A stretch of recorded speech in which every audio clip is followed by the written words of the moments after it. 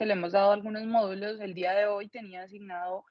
cuál es el enfoque de las lesiones laborales en los pacientes mayores que se asocie a roturas del manguito rotador y que ya de pronto en esta población, como iremos viendo, ya tengamos algún tipo de lesión degenerativa asociada. Entonces, como objetivos que me tracé para esta charla fue definir cuáles son las lesiones laborales que pueden coexistir en pacientes con lesiones del manguito y cuáles son sus implicaciones biomecánicas, sobre todo en el paciente pues mayor que,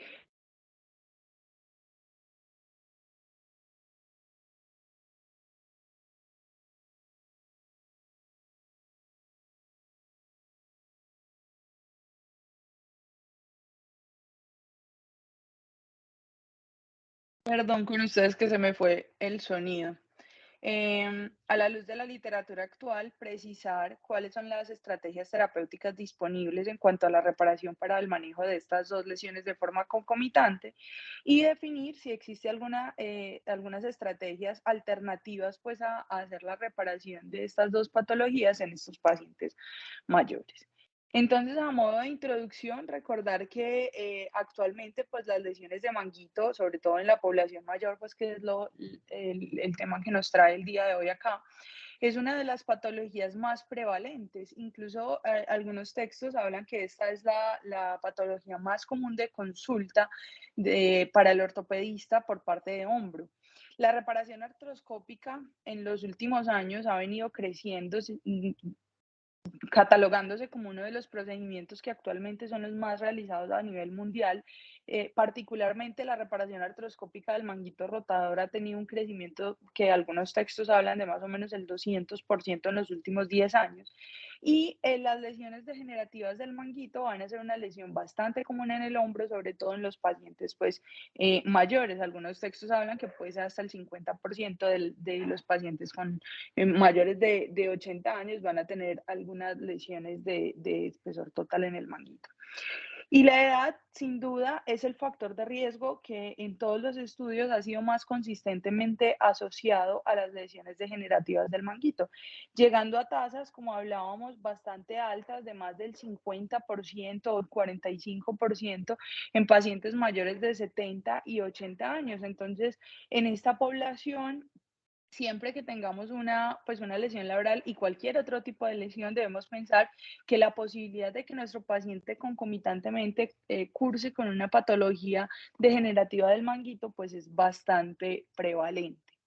Las lesiones laborales, entonces, en el paciente adulto un poco mayor, digámoslo así, vamos a encontrarlas en tres escenarios grandes según lo que revisé en la literatura. Pueden ser lesiones degenerativas del labrum, que las encontremos cuando hagamos una reparación o nos enfrentemos a un paciente que también coexista con una lesión degenerativa del manguito. El otro escenario son pacientes con inestabilidad anterior recurrente y una lesión asociada del manguito. Y el otro escenario es el paciente que a pesar de ser mayor y que las luxaciones traumáticas se asocian sobre todo a la población más joven, en algún grupo de pacientes con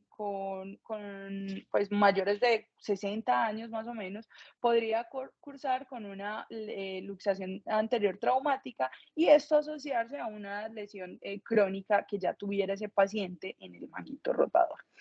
Entonces, en esta charla, pues hay que recordar, o por lo menos para mis compañeros un poco menores, es saber digamos, la anatomía y la función,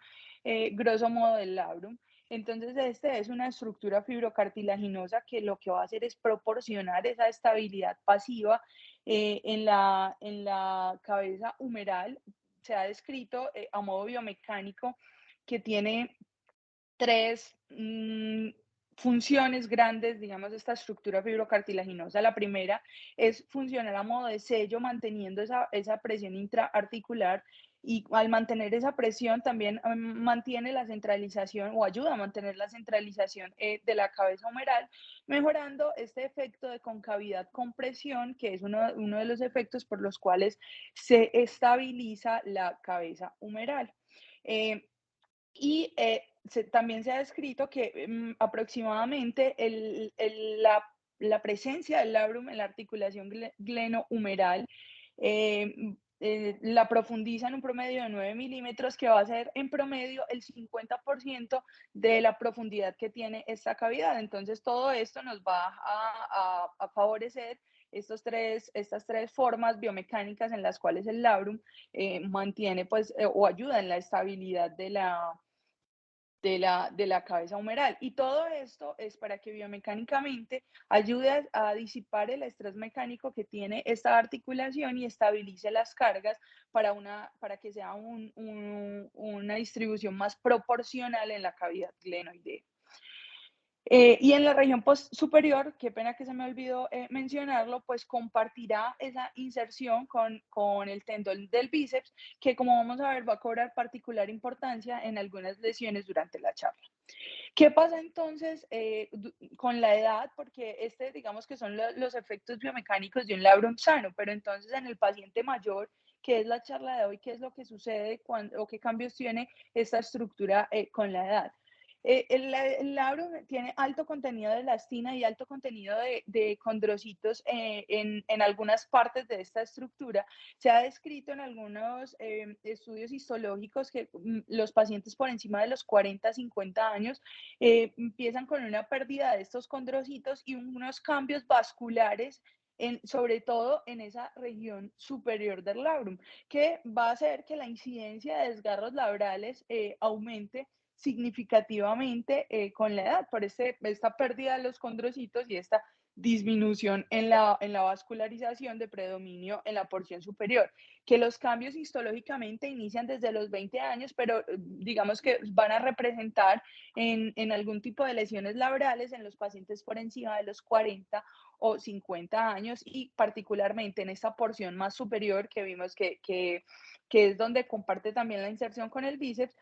pues va a ser una de las localizaciones en las cuales más comúnmente se van a encontrar lesiones con la edad. Adicionalmente, el labrum también se ha descrito en estudios histológicos y biomecánicos que tiene una pérdida como de esa distensibilidad que lo vamos a asociar pues a una menor elasticidad y a una mayor predisposición hacia esas lesiones, que también debemos recordar que todo esto se acompaña pues y es asociado a unas lesiones degenerativas del manguito, como lo vimos en las diapositivas previas, y eso va a hacer pues que esas lesiones superiores y anterosuperiores y estas lesiones concomitantes sean una etiología no rara en estos pacientes. La lesión de SLAP, entonces, a modo de recordarlo para enfocarnos un poco durante las lesiones que vamos a tener en la charla, este tipo de lesión fue descrita inicialmente por otros autores, por Andrews y colaboradores, no me acuerdo exactamente el año, pero el término de SLAP como tal lo acuñó el doctor Snyder en 1990. Y digamos que en este espectro de lesiones se han incluido todas las lesiones que involucran toda esa región de la inserción y el labrum glenoideo superior. El doctor Snyder, cuando la describió, hizo su clasificación que lo dividió, por así decirlo, en 4 subtipos, que son estos que tenemos en la porción superior, siendo el tipo 2 uno de los que pues, más prevalentemente se van a encontrar en esta población adulta mayor. Cuando se describió esta lesión, inicialmente pues fue de jóvenes lanzadores, pero otros estudios pues han encontrado, y pues cuando se hace la reparación en estos casos de jóvenes lanzadores han descrito pues muy buenos resultados funcionales con su reparación artroscópica, pero otros estudios pues más recientemente han encontrado que hasta el 74% de los pacientes cuando tienen lesiones del manguito degenerativas pueden estar correlacionados, por ejemplo, con este tipo de lesiones SLAP, que como hablamos, las tipo 2 pues van a jugar como un papel principal. Entonces ya vemos que asociado a los cambios degenerativos del manguito con la edad, los cambios degenerativos del labrum, pues ya vamos a empezar a notar un espectro de lesiones laborales que podemos encontrar de forma concomitante. Y adicional a esto, bueno, las dos teorías por las cuales se encuentra que un paciente puede hacer esta lesión tipo SLAP, como estaba hablando el doctor Vanegas, pues la primera puede ser por esa avulsión por tracción del bíceps, que sobre todo esta es más asociada a los pacientes jóvenes, pero en los pacientes mayores y en otros pacientes pues se ha descrito otra teoría que puede ser que asociadas a las lesiones degenerativas del manguito tengamos una migración en la cabeza humeral que termine desprendiendo, por así decirlo, o traccionando este labrum en la región superior, y parece ser que esta es una de las teorías que más se ajusta a las lesiones laborales en los pacientes mayores. Y todo esto correlacionándolo con que el bíceps en su porción más superior, que va a ser un componente, pues el componente de este tipo de lesiones, pues en los pacientes mayores se ha asociado a que por los cambios, en muchos casos, pues los cambios degenerativos que también podamos tener en el bíceps es una causa no infrecuente de dolor en los pacientes mayores. Incluso se ha descrito que en muchos casos, cuando se hacen las reparaciones de manguito no asociadas a lesiones laborales, cuando se hace la tenotomía, encuentran mejores resultados en cuanto a dolor en estas poblaciones mayores. Y las lesiones de Bankart, que son el otro espectro en el cual centré la charla, va a ser lesiones de SLAP, inestabilidad y Bankart. Son estas avulsiones glenolabrales anteroinferiores que originalmente pues fue escrita como lo vemos en la charla, en la imagen, pero que posteriormente pues se habla del bony Bankart, que es cuando se asocia a un fragmento óseo esta avulsión. Y hay otras lesiones que hacen parte del espectro de las lesiones asociadas pues al Bankart, como la podemos ver aquí en la imagen, las lesiones de Pertes, cuando tienen el periósteo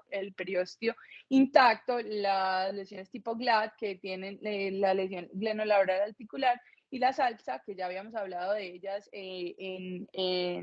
otra charla, cuando tienen pues ese desplazamiento con la continuidad del periósteo. Entonces ya conociendo las lesiones que tenemos, conociendo los cambios que tiene el manguito, pues que hemos visto en otras charlas, conociendo los cambios fisiológicos que se generan en el labrum, ya podemos empezar a hablar cuál es la relación que tienen estas dos entidades. Entonces, dentro de las lesiones laborales y el manguito, pues aunque se había creído que estas lesiones de Bankart y SLAP ocurrían de forma aislada y no tenían una relación, digamos, o una asociación tan grande con el manguito rotador, se ha encontrado pues que hay un subgrupo de estos pacientes que tienen como estas lesiones combinadas, ya sea de etiología traumática o degenerativa. Históricamente fueron poco relacionadas, pero pues hemos visto que en la literatura más reciente no es infrecuente esta asociación. Incluso varios autores hablan que hasta en el 40% de los casos de lesiones degenerativas del manguito podemos asociarlos a un SLAP, y en el 22% de los pacientes mayores con inestabilidad van a tener una lesión tipo Bankart asociada a cambios en el manguito. Incluso se habla actualmente, pues, en los, pues, literatura más nueva, que las lesiones laborales más comúnmente asociadas a lesiones de manguito son estas dos entidades. Y algunos hablan que eso pues de forma inicial, cuando empezó como todo este boom de encontrar esta relación entre las dos entidades, que esta podría ser incluso una condición para una reparación abierta, pero esto ha cambiado un poco. Sin embargo, a pesar de que esto es digamos, un tópico mucho más nuevo en la literatura, pues no es tan abundante, sobre todo para las lesiones degenerativas, la asociación entre estas dos entidades. Entonces empezamos a hablar sobre las lesiones tipo SLAP y el manguito. Ya hablamos pues que ese anclaje en la región superior del bíceps va a tener una relación, obviamente, en estas lesiones, porque vamos a tener en este caso un anclaje que es de forma inestable en esa porción superior, asociado a esos cambios degenerativos del labrum, y esa migración de la cabeza humeral, que recordemos es una de las teorías que pues mediante las cuales en los adultos mayores y en toda la población se puede generar el SLAP. Han encontrado, por ejemplo, químicos colaboradores, que los pacientes por encima de los 40 años, que en los cuales pues ya los cambios en el manguito empiezan a ser un poquito más prevalentes, estas lesiones laborales tipo SLAP se asocian con lesiones del supraespinoso, incluso en algunos casos con cambios osteoartrósicos de la cabeza humeral por aumento de esa inestabilidad y de la pérdida de esa centralización de la cabeza humeral y que en los pacientes por encima de los 40 años, cuando tienen una lesión del manguito, el SLAP puede estar presente. Algunos hablan que el 22% de los casos, otros hablan que hasta en el 31% de los casos podemos tener estas lesiones concomitantes. En los pacientes un poco más jóvenes, como habíamos dicho, la reparación artroscópica del SLAP ha tenido buenos desenlaces, como veremos durante la charla, hasta en el 71-86% de los casos. Hablan que en estos pacientes, pues el manejo más o menos entre los 40 y los 60 años, el manejo concomitante de ambas patologías va a tener buenos desenlaces y obviamente cuando se hace una reparación artroscópica tanto del manguito o de las lesiones tipo SLAP, en el caso de que estén indicados, va a tener desenlaces mucho más favorecedores que en cuanto al manejo conservador. Ese es uno de los estudios que quería mostrar, pues para ejemplificar durante la charla. Este fue un estudio de 35 pacientes. Particular en este estudio, pues era que eran lesiones pues, asociadas laborales, de las cuales 14 de estos 35 pacientes fueron asociados a una lesión tipo SLAP y eran pacientes pues el promedio era de 49 a 50 años, pero particularmente eran pacientes activos. Les hicieron un seguimiento más o menos de 2.7 años con desenlaces funcionales haciendo la reparación conjunta. Y ellos encontraron que en estos pacientes, que recordemos la edad era de 49 años y eran pacientes pues activos sin otras patologías asociadas, encontraron buenos desenlaces en los arcos de movilidad, buenos desenlaces en las escalas funcionales, 90% de satisfacción al final del seguimiento, casi a los 3 años, y particularmente en estos pacientes activos con edades un poco menores de los 60 años, el retorno a sus actividades que a pesar de que ellos hacen la aclaración, ninguno era una actividad fuerte pues, o competitiva, sí tuvieron unas buenas tasas de hasta el 81% de retornos pre-lesión. Entonces,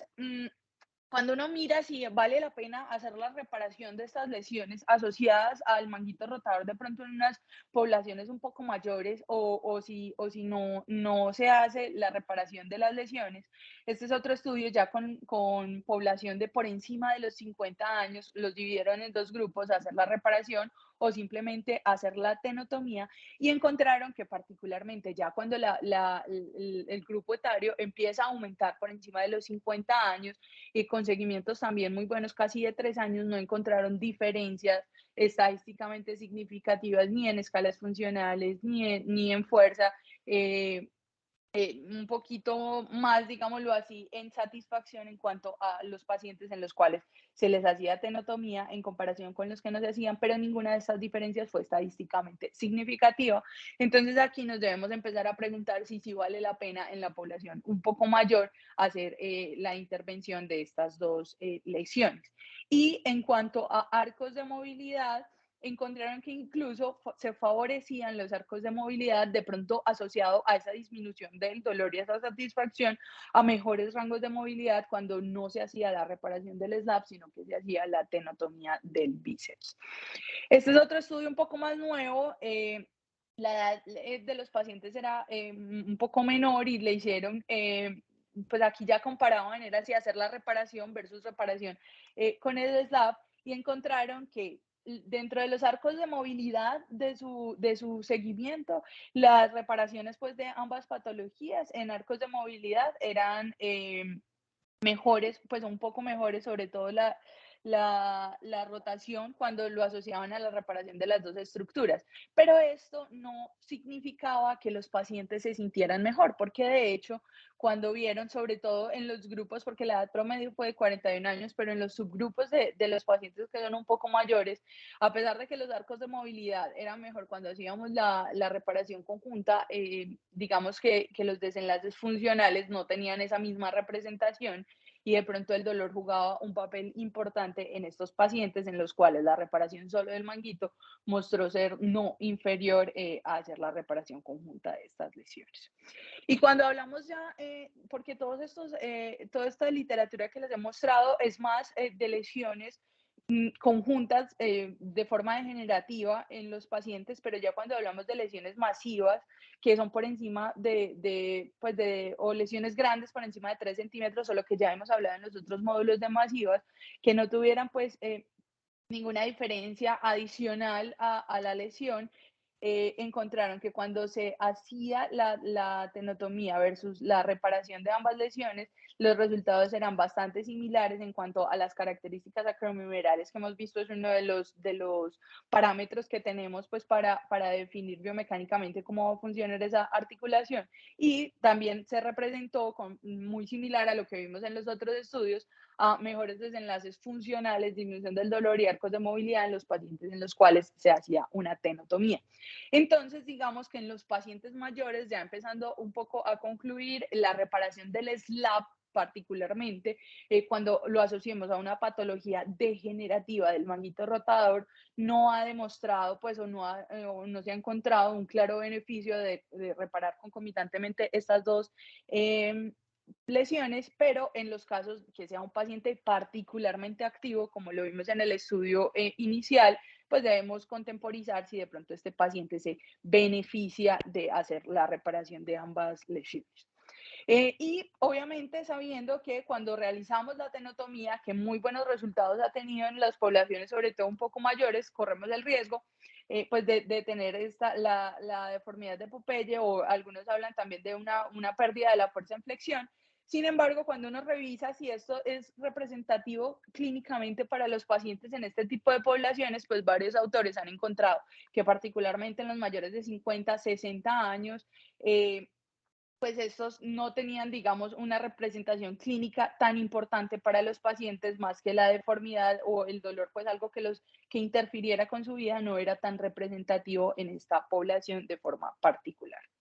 Ya siguiendo entonces con las lesiones de Bankart y el manguito, entonces inevitablemente pues cuando hablamos de Bankart debemos hablar de la inestabilidad en el paciente mayor. Estas lesiones las vamos a encontrar sobre todo en esos pacientes en los cuales pues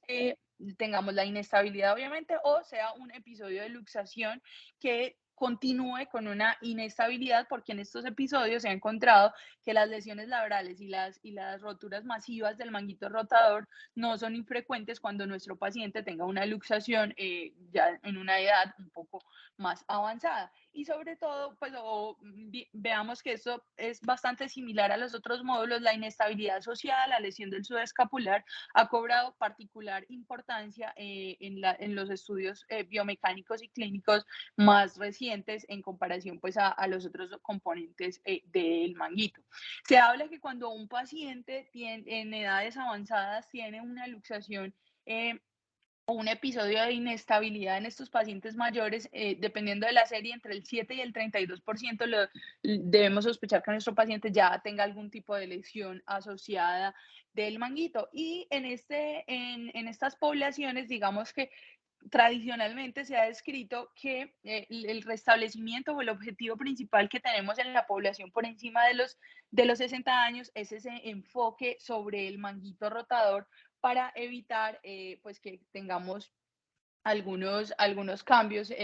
o pues esta migración superior y todos estos cambios biomecánicos que hemos visto en los otros módulos. Entonces, nuestro enfoque principal en las poblaciones mayores va a ser este restablecimiento del manguito. ¿Y cómo vamos a encontrar en estos pacientes clínicamente cuando pues tengamos o nos enfrentemos a ellos en el consultorio? Generalmente van a tener un dolor persistente, esa sensación de inestabilidad, una disfunción que no mejora o que tiene malos resultados en el manejo conservador inicial que se les haga. Se habla también que la lesión de Bankart es la más asociada a pacientes que tengan una inestabilidad anterior persistente, y obviamente eso es mucho más significativo en los pacientes en los cuales tuvieron una luxación. En los pacientes jóvenes, las inserciones labrales del subescapular y la cápsula van a ser el punto más débil, pero en los pacientes mayores esas estructuras posteriores van a tener su mayor compromiso, y esto se va a representar en esa inestabilidad en la región anterior, y biomecánicamente en inestabilidades anteroinferiores de la cabeza, o cuando ya la lesión es más masiva, por así decirlo, en inestabilidades anteriores. Sin embargo, esto pues nos hace preguntarnos si la lesión del manguito es la causa de que el paciente haga la inestabilidad, por así decirlo, y termine con una lesión de Bankart, o si es una consecuencia de esta inestabilidad que el paciente tenga una lesión del manguito, y esto realmente pues es uno de los debates que actualmente existe cuando uno revisa la literatura. Ya cuando miramos que nos muestran los estudios en cuanto a estas lesiones relacionadas, cuando miramos este mismo estudio que fue el que vimos en los pacientes activos que también los relacionaban pues al SLAP, aquí tenemos 16 casos de Bankart. Cuando hicieron la reparación conjunta en estos pacientes activos, nuevamente satisfacciones del 90%, y particularmente encontraron que la satisfacción era más a expensas de los pacientes en los cuales se le hacía la reparación conjunta del Bankart como tal en pacientes activos que persistían con esa inestabilidad que en los pacientes con SLAP. Entonces, sí vale la pena hacerlo también en pacientes mayores de estas edades del grupo anterior. Pues este es un estudio muy nuevo, lo hicieron con 146 pacientes con edades un poco mayores en comparación al estudio anterior, y estos pacientes pues no eran particularmente activos cuando hicieron reparación únicamente de Bankart o reparación del manguito. Encontraron que independiente de cuál fuera la técnica que se utilizara, los pacientes tenían mejores desenlaces funcionales en comparación pues a sus desenlaces, pues a sus escalas funcionales preoperatorias, pero no encontraban diferencias en cuanto a reparar únicamente el Bankart o reparar el Bankart y el manguito en estos pacientes un poco mayores. Entonces uno empieza a preguntarse si aquí la ventaja era la reparación pues de estas lesiones, o si era la estabilidad que le brindaba el manguito. Y otros autores como el doctor Hawkins hablan que cuando uno tenga estas reparaciones combinadas, lo debe pensar en pacientes que sean menores de 40 años, pero no en poblaciones que sean un poco mayores. ¿Cómo se comporta entonces reparar el manguito en los pacientes que tienen inestabilidad? Ya vimos que reparar el Bankart, si son activos, tiene buenos resultados en pacientes menores de 40 años, pero entonces, ¿qué papel juega el manguito en este tipo de pacientes? La literatura habla que en los pacientes mayores, sobre todo pues, cuando uno revisa por encima de los 60 años, la mejoría con la reparación única del manguito, y particularmente algunos autores hablan de esas reconstrucciones capsulares superiores, la mayoría de estudios son con el bíceps, pues tiene buenos resultados en cuanto a la sensación de inestabilidad en estos pacientes. Tienen muy buenos resultados funcionales cuando reparamos solo el manguito. Y esto puede ser porque obviamente la población a la cual nos vemos enfrentado por encima de los 60 años tiene esa menor percepción de inestabilidad porque tiene unas menores demandas funcionales. Y cuando se haga la reparación conjunta en estos pacientes, pues podría representar ante la mayor instrumentación intraarticular, mayores tasas de rigidez posoperatoria. Pero entonces, reparar el manguito en estos pacientes mayores va a ser suficiente. Este es un estudio que encontré con pacientes por encima de los 50 años, también muy nuevo, publicado pues hace 2 años, y encontraban que efectivamente, cuando usted hacía solo la reparación en estos pacientes con la inestabilidad, únicamente la reparación del manguito va a representar en estos pacientes buenos desenlaces en cuanto a la sensación de inestabilidad por sus bajas demandas. Entonces podría ser una intervención suficiente para los pacientes. Este es otro estudio que salió, pues es uno de los que más está citado en la literatura, está en alemán. Pero es una población un poco más joven, y ellos proponen que en los pacientes menores de 60 años la reparación sea combinada de las lesiones de Bankart en los pacientes con inestabilidad, pero en los mayores de 60 años con bajas demandas, solo el manguito rotador, pues esto es consecuente con lo que vimos en el estudio del 2020, solo el manguito rotador es suficiente para estos pacientes con bajas demandas. Y si persisten pues con esta inestabilidad, o es un paciente que encontremos con una osteoartrosis que ya es avanzada, que son los otros cambios que debemos tener particularmente con esta población, pues ya las transferencias o la prótesis podría ser la alternativa más predecible para este tipo de pacientes. Y revisando si de pronto existe otra alternativa para nuestros pacientes cuando persistan con inestabilidad en estas poblaciones mayores, pues encontré que obviamente muchos extrapolan, digamos, esos algoritmos de tratamiento de la inestabilidad hacia la población mayor, y obviamente uno encuentra, pues, como sabemos en la literatura, si uno busca que de pronto en la tarjeta puedas utilizarlo, pues obviamente lo han utilizado y funciona, pero esta es una de las alternativas que encontré particularmente para esta población mayor, que es la cirugía de trillat. Está indicada en esos pacientes cuando tengamos roturas irreparables del manguito, que recordemos no es infrecuente en los pacientes que tengan esta inestabilidad y estas luxaciones en el paciente mayor por encima de los 60 años y que persistan, pues o esta sea asociada a inestabilidad, debe tener un subescapular íntegro, incluso algunos autores hablan que tenga un subescapular al menos reparable y que los defectos óseos no sea pues un gran defecto óseo. Y lo que hablan, pues o la ventaja que tenemos en estos pacientes es que cuando se revisa qué lesiones tienen los pacientes o qué les queda a los pacientes durante las roturas masivas, el subescapular y el redondo van a ser esas dos estructuras que persistan con unas inserciones medianamente buenas, por así decirlo, y no quisiéramos lesionarlos haciendo un procedimiento tipo un Latarjet. Entonces, la propuesta de la cirugía del trillat, que va a ser esa osteotomía, pero parcial de la coracoides, que se puede hacer de forma abierta, o de forma artroscópica, lo que quiere hacer es simular como un Latarjet sin lesionar ese subescapular, teniendo las ventajas de que esta osteotomía parcial nos va a generar un bloque óseo, también vamos a tener los beneficios del tendón conjunto, y sin tener pues los riesgos asociados a la posible lesión del subescapular. Y encontré pues que para esta cirugía en particular varios autores, qué pena que se me cambió el Walsh, con muy buenos resultados funcionales, incluso con seguimientos a 10 años. Entonces, finalizando ya a modo de conclusiones, las lesiones laborales en los pacientes mayores con lesión concomitante del manguito por los cambios fisiológicos, tanto del manguito como del labrum, no son infrecuentes, pero digamos que sí, durante mucho tiempo fueron poco diagnosticadas o poco relacionadas, esto ha venido cambiando. La reparación conjunta de las lesiones laborales en pacientes con lesiones degenerativas, pues realmente no ha mostrado que tenga mejores resultados en comparación a solo hacer la reparación del manguito. Y en pacientes menores de 60 años, pues que ya son mayores entre 40 y 60, pero son más jóvenes, con inestabilidad anterior asociada, pues la reparación de estas